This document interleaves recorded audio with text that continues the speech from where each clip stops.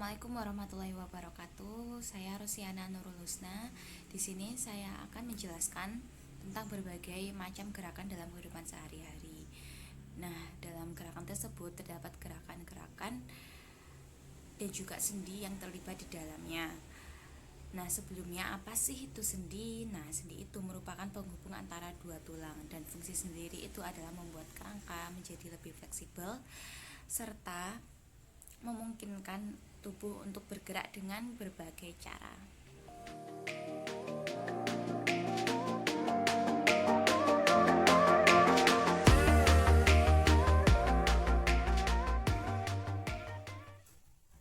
Aktivitas pertama yang dilakukan adalah mengetik.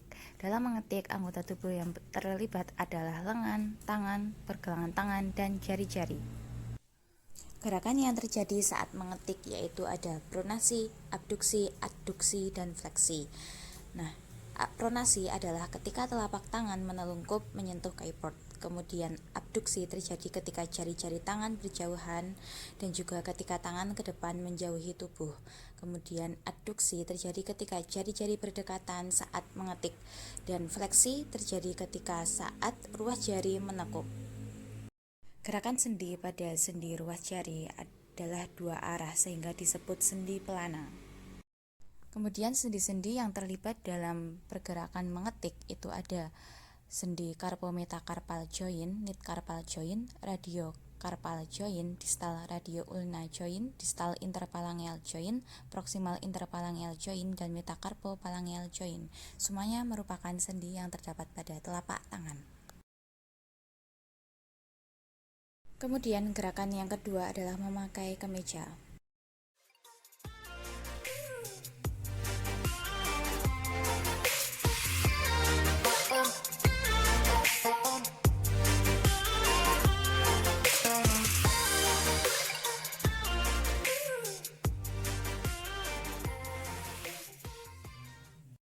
Dalam memakai kemeja terdapat beberapa gerakan. Yang pertama adalah ekstensi, yaitu meluruskan siku pada saat memasukkannya ke dalam lengan kemeja.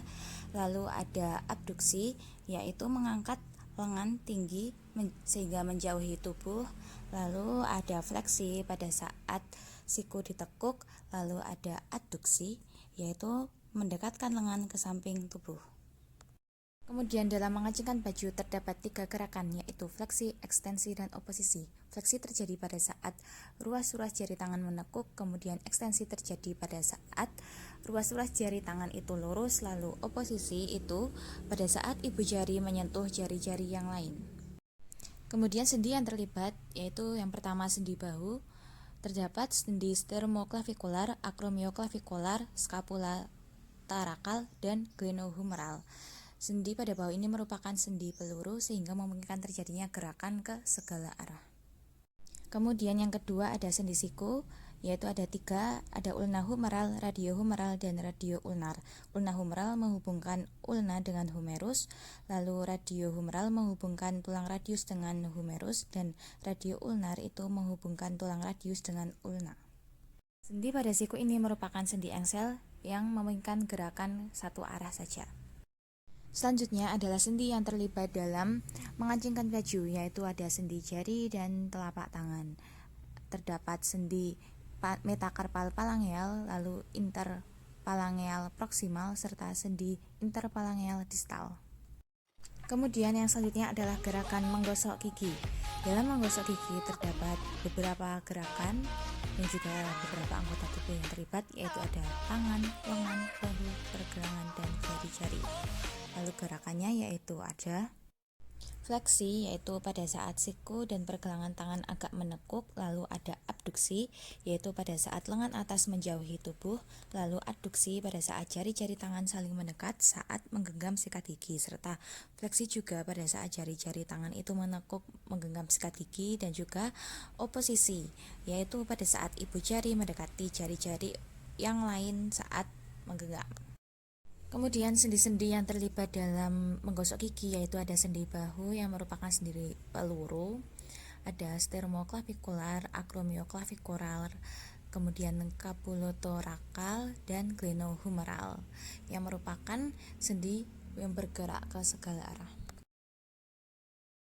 Lalu yang kedua ada sendi siku yang merupakan sendi engsel yang bergerak ke satu arah. Itu ada sendi ulna humeral, radio humeral, dan radio ulnar.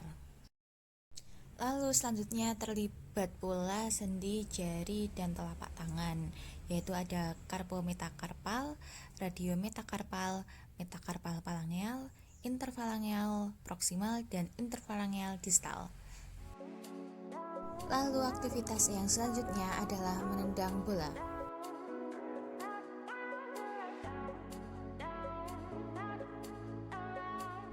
Nah, di sini terdapat gerakan-gerakan pada saat menendang bola. Yang pertama ada gerak fleksi pada saat kaki ditekuk, lalu ada gerak ekstensi yaitu pada saat kaki diluruskan, lalu ada gerak abduksi yaitu pada saat kaki menjauhi tubuh ke belakang atau ke depan, lalu ada plantar fleksi yang merupakan gerakan telapak kaki ke bawah pada saat menendang bola itu, lalu gerak adduksi yaitu kaki kembali mendekati sumbu tubuh.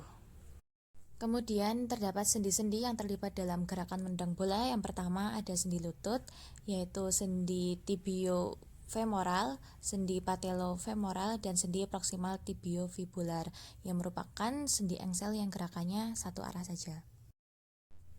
Sendi yang terlibat selanjutnya adalah sendi pinggul dan paha atas.